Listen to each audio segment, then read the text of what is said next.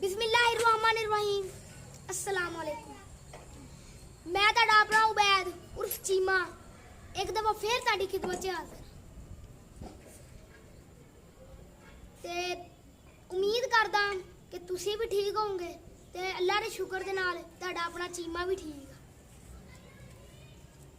आज मैं तुहानू अपनी स्टोरी दसूंगा थोड़ी जी। मैनू प्याज़ां तो बहुत नफरत आ। मैं इत्थे बैठा ना ते उत्थे प्याज पिया होवे ना मैं उठ के नस जाना। जिथे होवे मैं उस कमरे च नहीं वड़ना। मेरा चाह दा कप पिया होवे ना कोल मैं उस चाह दे कप दे कोल नहीं जाना जो ओहदे कोल प्याज पिया होवे। ये मेरी कमजोरी है दिल दी ते मेरी भैणां जेहड़ियां निक्कियां निक्कियां आईयां वा एक तो मैनू उन्हां नफरत आ। ये चुक के मेरे पिछे पै जांदियां वा मैं घरों बाहर निकल जाना वा। जुत्ती सने जुत्ती होवे ही ना होवे मैं निकल जाना घरों बाहर। मैं घंटे डेढ़ घंटे बाद आना है फिर वही शरारत करती हैं पापा कुट खांदियां बाहर चो। मेरा बाबा एक है मेरा दादा वो बड़ा शुगली है मैं उसदे नाल बड़ी शुगल लाना। एक दिन मैं जाना पिया एक दिन बल्कि मैं छत ते आया तारा कसन दिया सीगा बैठा। मैं कहा यार बाबे कोई 10-20 रुपए बाबे ने छितर ला ले ते बाबा मैनू शुरू हो गया। मैं भज गया थल्ले। मैं 2 मिनट बाद फिर आया फिर बाबा यही काम नू लगा। अच्छा मेरी गल सुनो चीमा साहब ਤੁਹਾਨੂੰ ਚੀਮਾ ਕਿਉਂ ਕਿਹਾ ਜਾਂਦਾ?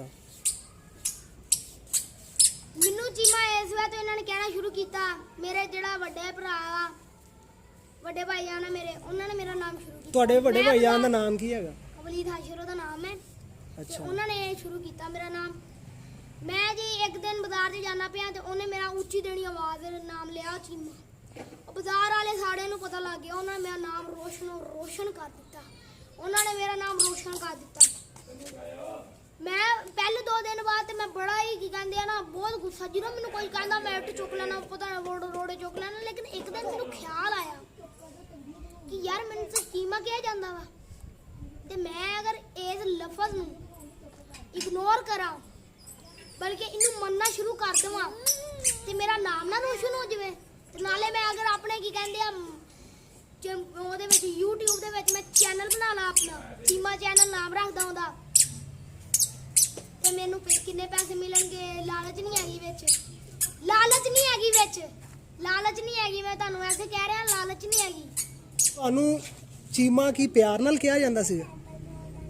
ਪਿਆਰ ਨਾਲ ਤਾਂ ਕਿਹਾ ਜਾਂਦਾ ਸੀਗਾ ਮੈਂ ਹੀ ਗੁੱਸਾ ਕਰ ਜਾਂਦਾ ਸੀ। ਤੇ ਫਿਰ ਉਹ ਜਿਹੜਾ ਤੁਹਾਡਾ ਭਾਈ ਆ ਵਲੀਦ ਉਹਨੇ ਤੁਹਾਨੂੰ ਚੀਮਾ ਕਹਿਣਾ ਛੱਡ ਦਿੱਤਾ?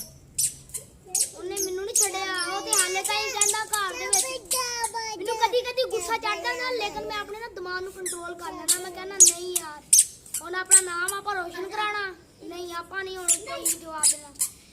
ਕਦੀ ਮੇਰੇ ਮੂੰਹ ਚੋਂ ਗੰਦੀਆਂ ਗਾਲਾਂ ਵੀ ਨਿਕਲ ਜਾਂਦੀਆਂ ਸੀ ਲੇਕਿਨ ਉਹ ਮੈਂ ਗਾਲਾਂ ਦੇ ਉੱਤੇ ਕੰਟਰੋਲ ਕੀਤਾ। ਮੈਂ ਥੋੜੀ ਜਿਹੀ ਆਪਣੇ ਮੂੰਹ ਚੋਂ ਗਾਲਾਂ ਬਾਹਰ ਵੀ ਨਹੀਂ ਕੱਢੀਆਂ। ਅੱਛਾ ਤੇ ਮੈਂ ਇੱਕ ਹੋਰ ਗੱਲ ਵੀ ਸੁਣੀ ਆ ਕਿ ਤੁਸੀਂ ਬੜੇ ਐਨੀਮਲ ਲਵਰ ਹੈਗੇ ਆ ਤੇ ਤੁਹਾਨੂੰ ਕਿਹੜਾ ਐਨੀਮਲ ਵੈਸੇ ਤਾਂ ਸਾਰੇ ਐਨੀਮਲ ਪਸੰਦ ਹੋਣਗੇ ਲੇਕਿਨ ਸਭ ਤੋਂ ਜ਼ਿਆਦਾ ਤੁਹਾਨੂੰ ਕਿਹੜਾ ਐਨੀਮਲ ਪਸੰਦ ਹੈ? ਮੈਨੂੰ ਸਭ ਨਾਲੋਂ ਜ਼ਿਆਦਾ ਐਨੀਮਲ ਬੱਕਰਾ ਪਸੰਦ ਹੈ। ਉਹਦੀ ਕੀ ਵਜ੍ਹਾ ਕੋਈ ਖਾਸ ਵਜ੍ਹਾ ਬੱਕਰਾ ਪਸੰਦ ਹੋਣ ਦੀ? ਉਹ ਜੀ ਜਦੋਂ ਮੈਂ ਕੀ ਕਹਿੰਦੇ ਇੱਥੇ ਪੈਦਾ ਹੋਇਆ ਸੀ ਨਾ ਘਰ ਇਸ 'ਚ ਉਦੋਂ ਦੇ ਬਾਹਰ ਹਲੇ ਘਰ ਨਹੀਂ ਸੀਗਾ। ਮੇਰੀ ਨਾਨੂ ਉਹਨਾਂ ਨੇ ਨਾ ਬੱਕਰਾ ਰੱਖਿਆ ਹੋਇਆ ਸੀ। ਮੈਨੂੰ ਬੜਾ ਪਿਆਰ ਸੀ। ਮੈਂ 2-3 ਘੰਟਿਆਂ ਬਾਅਦ ਉਹਦੇ ਕੋਲ ਜਾਵਾਂ ਉਹਨੂੰ ਪੱਠੇ ਖਵਾਵਾਂ ਤੇ ਕੀ ਕੁਛ ਕਰਾਂ। ਉਸ ਤੋਂ ਮੇਰਾ ਸ਼ੌਕ ਇਸ ਗੱਲ ਦਾ ਪਿਆ ਹੈਗਾ ਵਾ ਤੇ ਮੈਂ ਹੁਣ ਤਾਈਂ ਇਸੇ ਸ਼ੌਕ ਦੇ ਵਿੱਚ ਵੜਿਆ ਵਾਂ।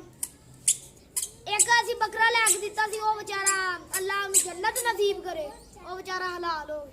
ਹਾਂਜੀ ਇਹ ਤੁਸੀਂ ਆਪਣੇ ਪਿਛਲੇ ਵਲੌਗ 'ਚ ਵੀ ਇਹ ਸਟੋਰੀ ਸੁਣਾਈ ਸੀ। ਪਿਛਲੇ ਵਲੌਗ ਦੇ ਸਟੋਰੀ ਸੁਣਾਈ ਮੈਂ ਮਾਣਾ ਜਿਹਾ ਬਸ ਤੇ ਜਿਹੜੇ ਤੁਹਾਡੇ ਦਾਦਾ ਜੀ ਆ ਉਹ ਕੀ ਕੋਈ ਗੁੱਸੇ ਵਾਲੇ ਵੀ ਹੈਗੇ ਜਿਹੜਾ ਤੁਹਾਨੂੰ ਜੁੱਤੀਆਂ ਨਾਲ ਕੁੱਟਿਆ ਉਹਨਾਂ ਨੇ? ਫਿਰ ਦਾਦਾ ਗੁੱਸੇ ਵਾਲੇ ਵੀ ਥੋੜਾ ਬਹੁਤਾ ਹੈਗਾ ਸਾਡਾ। ਥੋੜਾ ਬਹੁਤ ਜਾਂ ਬਹੁਤ ਜ਼ਿਆਦਾ? ਬਹੁਤ ਜ਼ਿਆਦਾ ਨਹੀਂ ਥੋੜਾ ਬਹੁਤਾ ਹੈਗਾ ਨਾ ਮਸਤੀ ਕਰ ਲਈ ਦੀ ਆ ਫਿਰ ਗੁੱਸੇ 'ਚ ਆ ਜਾਂਦਾ ਕਦੀ ਹੱਸਣ ਲੱਗ ਜਾਂਦਾ। ਤੇ ਫਿਰ ਤੁਸੀਂ ਆਪਣੇ ਦਾਦਾ ਜੀ ਵਿਖਾਓਗੇ ਸਾਨੂੰ? ਦਾਦਾ ਜੀ ਤੇ ਇਸ ਟਾਈਮ ਨਮਾਜ਼ ਪੜ੍ਹ ਰਹੇ ਹੋਣਗੇ ਨਮਾਜ਼ ਦਾ ਟਾਈਮ ਹੋਣ ਵਾਲਾ ਇਸ ਟਾਈਮ ਦੁਕਾਨ ਤੇ ਬੈਠੇ ਹੋਣਗੇ। ਥੋੜੀ ਜਿਹੀ ਦੇਰ ਬਾਅਦ ਮੇਰੇ ਦਾਦਾ ਜਾਨ ਨੇ ਨਮਾਜ਼ ਪੜ੍ਹਨ ਜਾ ਰਹੀ ਆ। ਜੇ ਨਮਾਜ਼ ਪੜ੍ਹ ਕੇ ਫਾਰਗ ਹੋਣਗੇ ਨਾ ਤੁਹਾਨੂੰ ਮੈਂ ਉਹਨਾਂ ਦੀ ਇੱਕ ਵੀਡੀਓ ਬਣਾ ਕੇ ਭੇਜੂ। ਗੁੱਸਾ ਤੇ ਉਹਨਾਂ ਨੇ ਕਰਨਾ ਹੈਗਾ ਵਾ ਲੇਕਿਨ ਫਿਰ ਵੀ ਮੈਂ ਤੁਹਾਨੂੰ ਇੱਕ ਵੀਡੀਓ ਉਹਨਾਂ ਦੀ ਬਣਾ ਕੇ ਭੇਜੂ ਕੀ ਕਦਾ ਛਿੱਤਰ ਲਾ ਕੇ ਮੇਰੇ ਪਿੱਛੇ ਪੈ ਜਾਣ ਕੋਈ ਪਤਾ ਨਹੀਂ ਹੁੰਦਾ। ਠੀਕ ਹੋ ਗਿਆ। ਹੋਰ ਅਗਰ ਤੁਸੀਂ ਕੋਈ ਸਵਾਲ ਮੇਰੇ ਨਾਲ ਕਰਨਾ ਹੋਵੇ ਤਾਂ ਕਰ ਲਓ।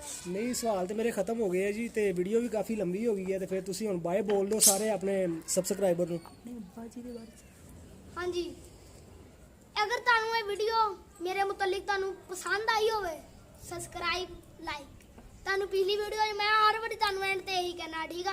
ਤੁਸੀਂ ਮੈਨੂੰ ਸਬਸਕ੍ਰਾਈਬ ਕਰਨਾ, ਲਾਈਕ ਕਰਨਾ ਕਿ ਤੁਹਾਡੇ ਵਾਸਤੇ ਇਹੋ ਜਿਹੀ ਸੋਹਣੀਆਂ ਵੀਡੀਓ ਬਣਾ ਕੇ, ਵਧੀਆ ਵੀਡੀਓ ਬਣਾ ਕੇ ਭੇਜਣ, ਤੁਹਾਨੂੰ ਪਤਾ ਲੱਗੇ। ਤੁਸੀਂ ਮੇਰਾ ਇੱਕ ਹੋਰ ਕੰਮ ਕਰ ਸਕਦੇ ਆ, ਆਪਣੇ ਦਿਲ ਨਾਲ ਅਗਰ ਕਰਨਾ ਚਾਹੋ ਤੇ ਤੁਸੀਂ ਮੇਰੇ ਨਾਲ ਸਬਸਕ੍ਰਾਈਬਰ ਵਧਾਉਣੇ। ਮਤਲਬ ਤੁਸੀਂ ਇੱਕ ਮੇਰੀ ਦੇਖ ਲਈ ਨਾ ਵੀਡੀਓ, ਤੁਸੀਂ ਉਹਨੂੰ ਸਬਸਕ੍ਰਾਈਬ ਕਰਨਾ। ਉਸ ਤੋਂ ਬਾਅਦ ਆਪਣੇ ਜਿਹੜੇ ਦੋਸਤ ਆ, ਮਤਲਬ ਆਪਣੇ ਘਰ ਵਾਲੇ ਜਿਨ੍ਹਾਂ ਕੋਲ ਵੀ ਮੋਬਾਈਲ ਹੈਗਾ ਨਾ, ਤੁਸੀਂ ਉਹਨਾਂ ਨੂੰ ਵੀ ਕਹਿਣਾ ਕਿ ਇਸ ਚੈਨਲ ਚੀਮਾ ਚੈਨਲ ਨੂੰ ਸਬਸਕ੍ਰਾਈਬ ਕਰੋ। ਜ਼ਰੂਰ ਸਬਸਕ੍ਰਾਈਬ ਕਰਨਾ ਸਾਡੇ ਚੈਨਲ ਨੂੰ। ਤੇ ਹਾਂਜੀ, ਵੀਡੀਓ ਕਾਫੀ ਲੰਬੀ ਹੋ ਗਈ ਆ ਤੇ ਹੁਣ ਮੈਂ ਚੱਲਦਾ। ਅਗਰ ਤੁਹਾਨੂੰ ਮੇਰੀ ਵੀਡੀਓ ਪਸੰਦ ਆਈ ਹੋਵੇ ਤੇ ਤੁਸੀਂ ਲਾਈਕ ਕਰਨਾ ਤੇ ਮੇਰੇ ਚੈਨਲ ਨੂੰ ਸਬਸਕ੍ਰਾਈਬ ਕਰਨਾ। ਸਲਾਮ।